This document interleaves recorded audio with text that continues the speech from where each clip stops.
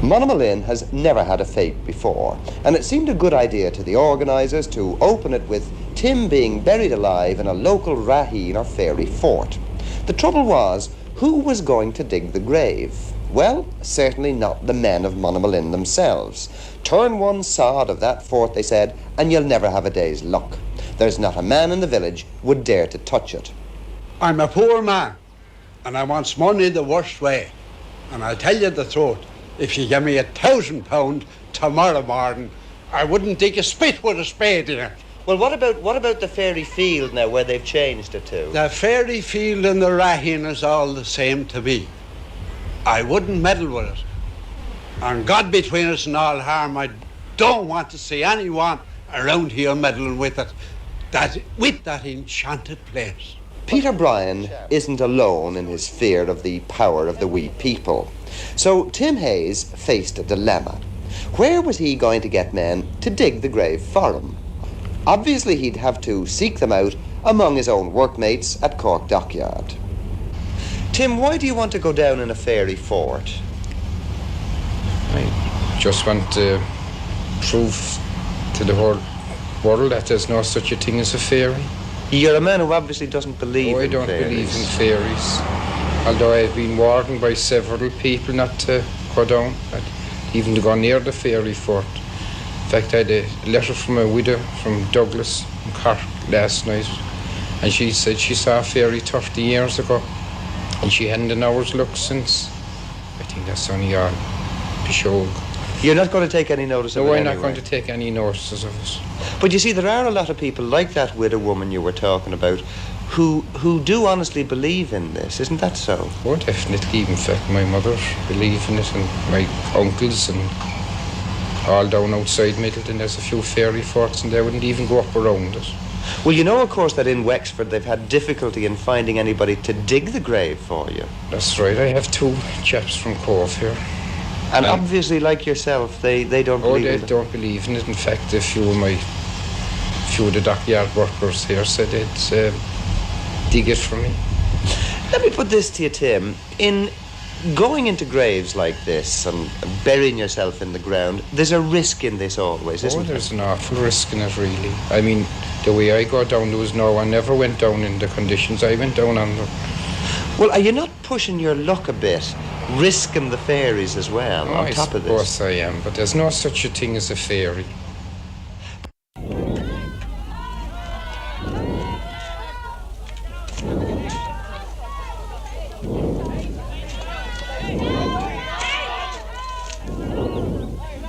Well, he went down on Christmas Day, soon after he had had his turkey and plum pudding dinner.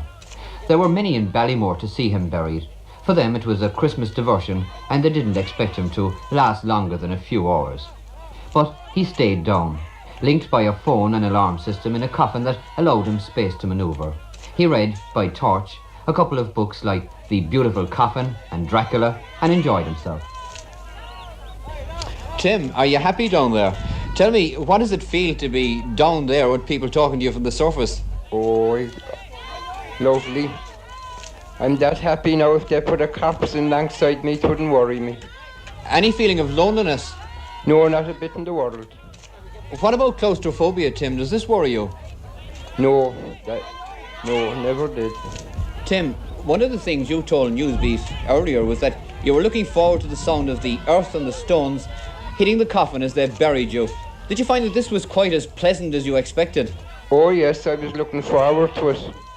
It was lovely to hear it thumping off at the lid. Do you have any doubts whatever, Tim, that you'll make this record?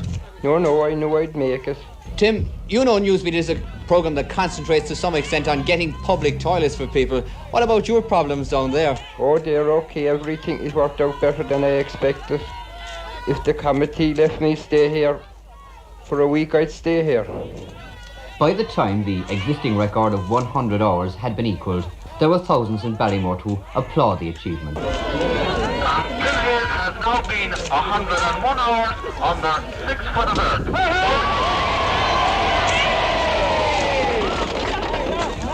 For many, these have been exciting days. A Christmas spectacle some just can't quite understand, but for Tim's mother, Mrs. Marguerite Hayes, it's been a different proposition. What has it been like, Mrs. Hayes? Well, it's been a terrible ordeal, and I have died 100 deaths since Timothy went down. But still, I'm very happy with the committee he's got, because they've looked after him wonderful. And I think they're marvellous, and there's great credit due to them. Did you ever try and put Tim off going down this grave? Well, first I did. I thought, it was a bit of a wild idea. But then when I knew he was so secure, and every precaution was taken for his good and benefit, I was very happy about it. And how do you feel about him tonight? Are you proud of him? Oh, I'm very proud of him. Very proud of him. I think he's marvellous. Really marvellous. And all I'm longing now is to see him.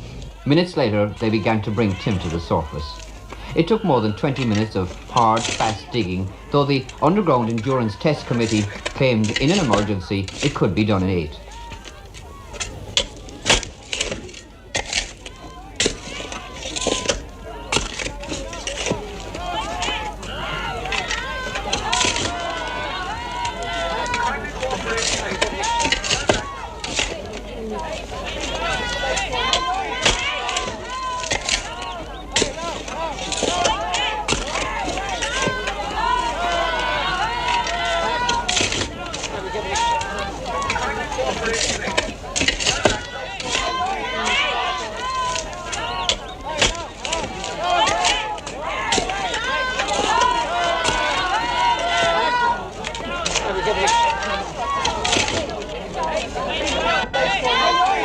That was about 90 degrees. Did you ever feel that you'd have to give up the attempt? No, I knew what the boys on top would settle that.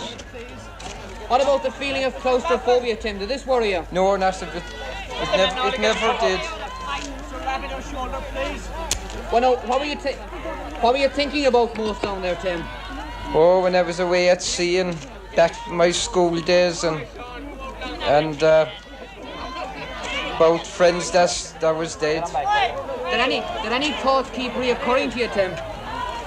Only that about when I was at sea and things like that. Yeah. Well, no, you were in great contact with the ground all through with phones and all that. Do you think this is going to affect the record in any way? No. Sure, the last Swede, he was on top of the earth.